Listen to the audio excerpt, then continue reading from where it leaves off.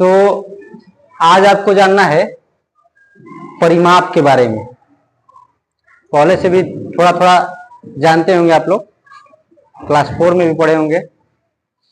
तो यहाँ परिमाप क्या है और किस आकृतियों का परिमाप ज्ञात किया जाता है, इसके बारे में आपको जानना है। ठीक है, परिमाप किसे कहते हैं या परिमाप क्या है, कौन बता सकता है? तो परिमाप को नहीं बता सकते हैं, तो परिमाप को जानने से पहले यहाँ पर हमें जानना है खुली एवं बंद आकृतियों के बारे में। इसके बाद पता चल जाएगा कि परिमाप क्या है। तो यहाँ पे आकृतियां दिया गया है 1 2 3 4 5 6 7 8 आकृति है। अब इसमें से आपको बताना है कि कौन सी आकृति खुली है और कौन सी आकृति बंद है। इससे पहले आपको हम बता देना चाहते हैं, जैसे ये पिन है, देख रहे हैं, तो अभी पिन ऐसे होता है, फिर इसको खोला जाता है ऐसे, तो इस तरीके से आ जाता है। अभी बताओ कि खुला है कि बंद है?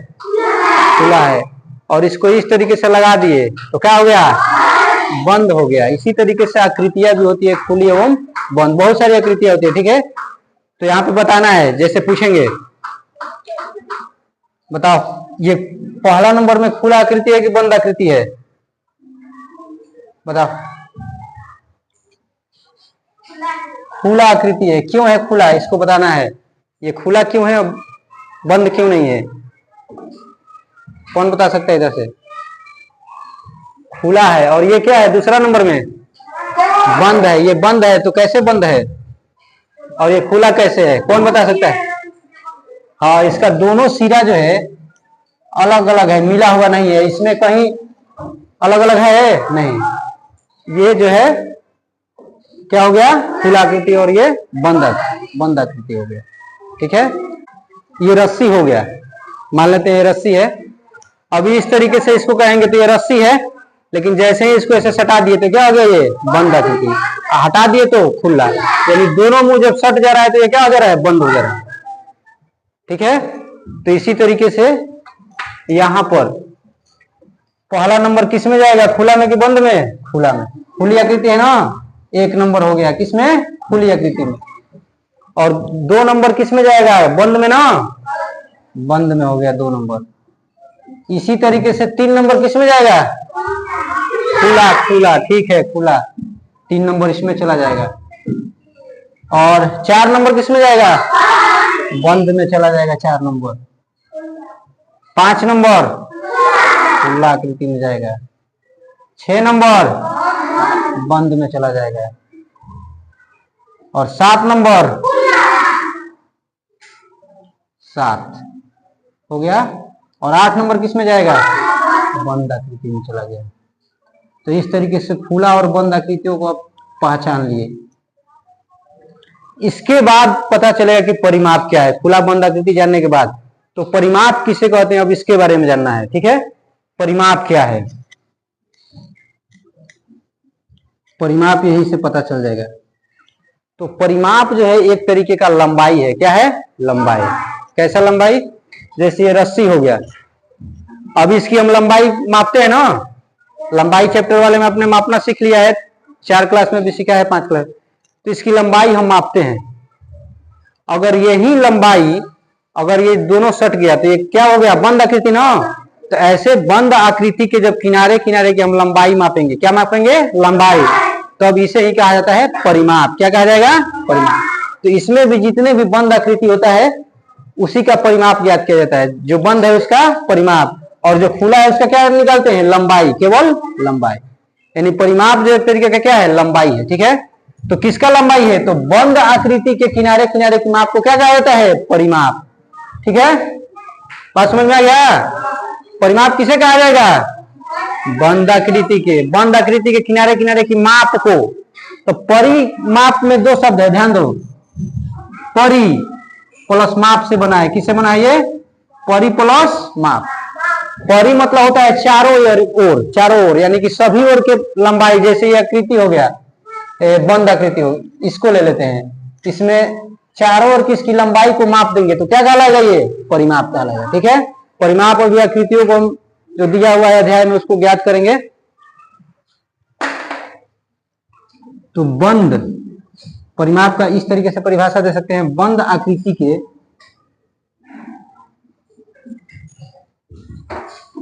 किनारे किनारे की माप को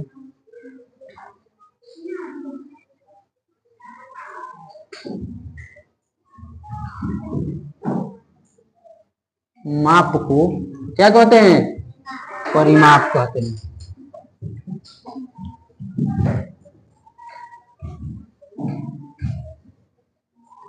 ठीक है, बात समझ में आ गया ना? कोई भी बंद आकृति हो, चाहे जैसे यहाँ पे दिखाया गया है 4 भुजा है, अगर 3 भुजा वाला भी आ गया ऐसे, तो इसके तीनों भुजाओं की लंबाई जो है क्या करेंगे? माप देंगे और क्या करेंगे? जोड़ देंगे। तो क्या हो जाएगा उसका परिमाप? 5 भुजा वाला भी यदि रहेगा, पांचों भुजा की लंबाई क्या करेंगे? जोड़ देंगे और माप देंगे। जैसे यहाँ पर मान लो कि दे दिए इसका 4 मीटर, इसका 4 मीटर और इसका 4 मीटर। अब बताइए इसका त्रिभुज का परिमाप कितना हो जाएगा? 12 मीटर, बिल्कुल सही। और इसका 2 मीटर, इसका 3 मीटर, इसका भी 3 मीटर, इसका 4 मीटर और इसका 5 मीटर दे दिए। अब इस पंचभुज का परिमाप कितना हो जाएगा? कौन कौन बताएगा? कितना हो जाएगा?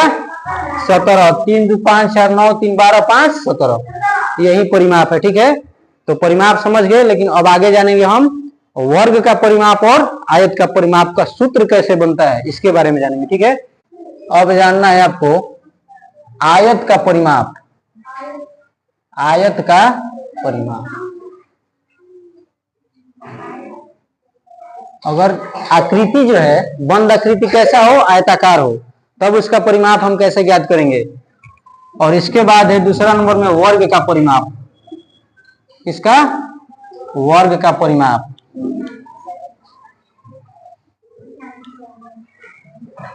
तो ये एक आयत हो गया।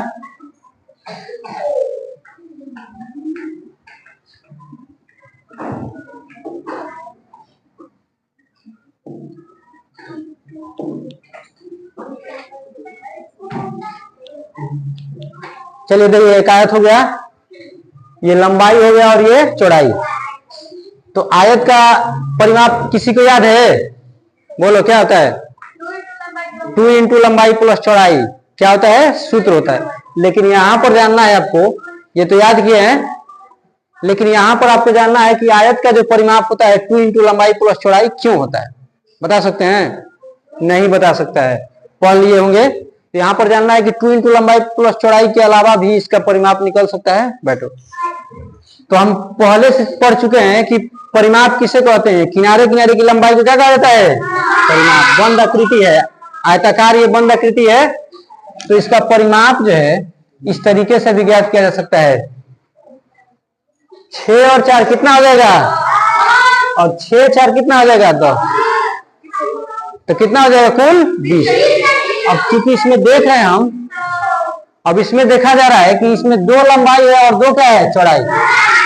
चारों को जोड़ना पड़ेगा, लेकिन और इसको आसान बनाने के लिए देखा गया इसमें कि 2 लंबाई और 2 चौड़ाई है, इसको एक ही लंबाई और चौड़ाई जोड़कर क्या कर दिया जाए? दुगना। तो नहीं निकल जाएगा, क्योंकि 6 4 10 इधर भी आ रहा है, 6 4 10 इधर भी है, तो 2 बार जोड़ने की क्या जरूरत है? एक ही बार जोड़ के उसको क्या कर देंगे? डबल कर देंगे। तो इसीलिए इसका सूत्र होता है 2 इंटू लंबाई प्लस चौड़ाई। इंटू का मतलब क्या होता है? गुणा। इसका मतलब कि एक लंबाई और चौड़ाई 6 cm और 4 cm क्या कर देंगे? जोड़ देंगे। ठीक है, 6 cm 4 cm जोड़ दिए।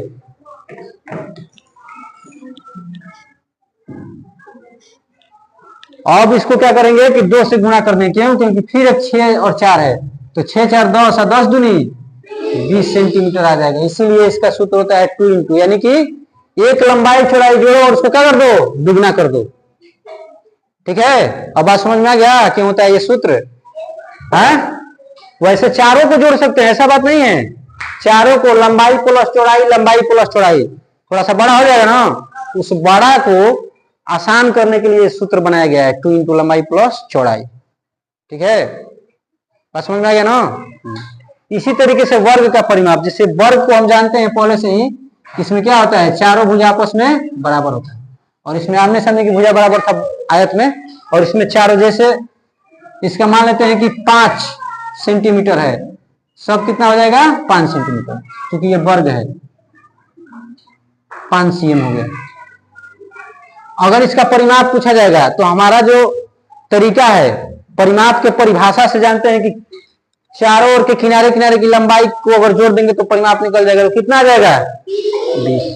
तो अब यहाँ पे क्या कहता है, वर्ग का परिमाप ज्ञात करने के लिए आपको चारों जोड़ने की जरूरत नहीं है, एक बार पहाड़ा याद है ना, तो 4 बार पहाड़ा का मतलब भी वही होता है, 4 गुने क्या होता है? तो पहले भी आपको बता चुके हैं कि गुणा क्या है? एक तरीके का जोड़ है। गुणा क्या है? जोड़। तो इस तरीके से 4, अब भुजा का मान कितना है? 5 सेंटीमीटर, यानी कि 5 सेंटीमीटर को 4 बार एक बार पहाड़ा पढ़ देंगे तो 4 5 कितना हो जाएगा? 20। क्योंकि 4 भुजा होता है तो चारों को जोड़ देंगे डायरेक्ट एक बार। पहाड़ा जो क्या है? जोड़ है। 4 भुजा होता है, वर्ग में चारों क्या होता है? बराबर होता है, तो इसीलिए 4 गुने इसका सूत्र क्या होता है? भुजा।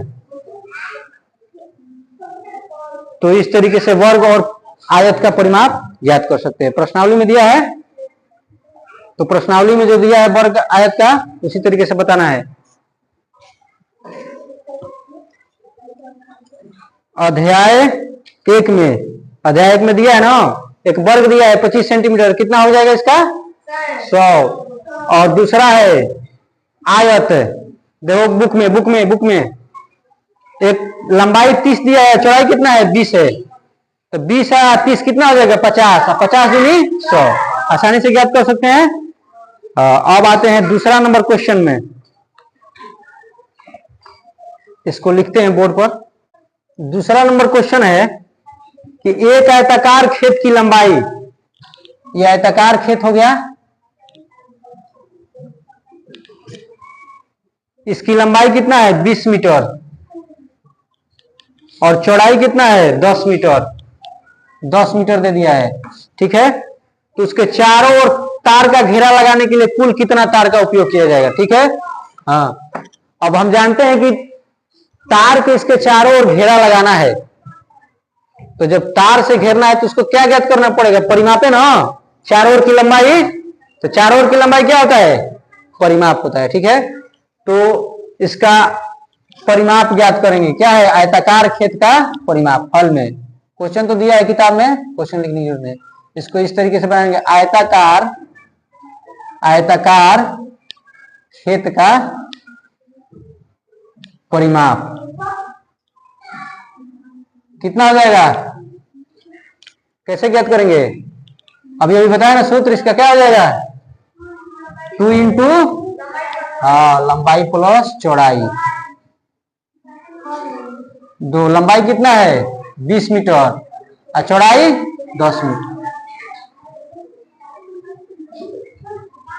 तो कितना हो जाएगा इसका परिमाप? 20 और 10 30 और 30 तो नहीं 60 मीटर ना, 60 मीटर। यानी कितना तार लगेगा घेरने के लिए? कितना तार लगेगा? 60 मीटर, कम से कम लगेगा, थोड़ा सा ज्यादा ही लगेगा। तो इसको घेरने के लिए तो 60 चाहिए, ठीक है। इसी तरीके से और क्वेश्चन है, तीसरा नंबर क्वेश्चन देखो बुक में। एक आयताकार खेत की लंबाई चौड़ाई क्रमशः कितना है? 0.7 किलोमीटर और 0.5, यानी कि लंबाई और चौड़ाई क्रमशः, मतलब पहले लंबाई कितना है? 0.7 और चौड़ाई कितना है? 0.5। इसके चारों ओर 4 बार लगाई जानी है। आवश्यक तार की लंबाई ज्ञात कीजिए, ठीक है। तो इसको भी इसी तरीके से ज्ञात कर सकते हैं, 2 इंटू लंबाई प्लस चौड़ाई, लेकिन 4 बार घेरना है तो परिमाप को कितना बार से गुणा करना है? 4 बार, ठीक है। जितना परिमाप आएगा उससे कितना गुणा करना है? 4। इसको बनाकर लाना है, ठीक है। एक जो इसमें से नहीं बनेगा उसको हम बता दे रहे हैं।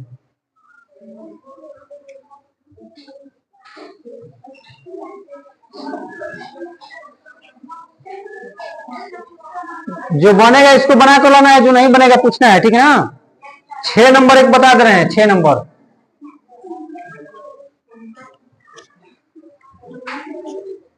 एक बगीचा जिसकी लंबाई कितना है? 20 मीटर, एक बगीचा है।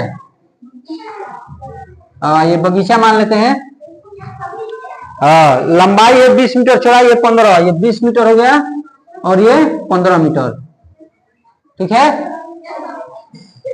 इसके चारों तरफ बांस का घेरा लगाने के बाद 500 रुपए में से कितने रुपए बचेंगे? यदि 1 मीटर घेरा का लगाने का खर्च 5 रुपया है, ठीक है, 500 रुपया है, 1 मीटर घेरा लगाने का खर्च कितना है? 5 रुपया है। तो बताना है कि 500 में कितना बचेगा। तो सबसे पहले क्या ज्ञात करेंगे? इसका परिमाप क्या है? बगीचा है, बगीचे का परिमाप।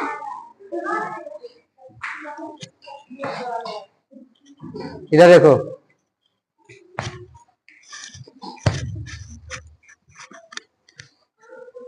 बगीचे का परिमाप, क्योंकि बगीचा क्या है? आयताकार है ना, लंबाई 20 है, चौड़ाई 15, तो ये भी 20 हो जाएगा और ये 15।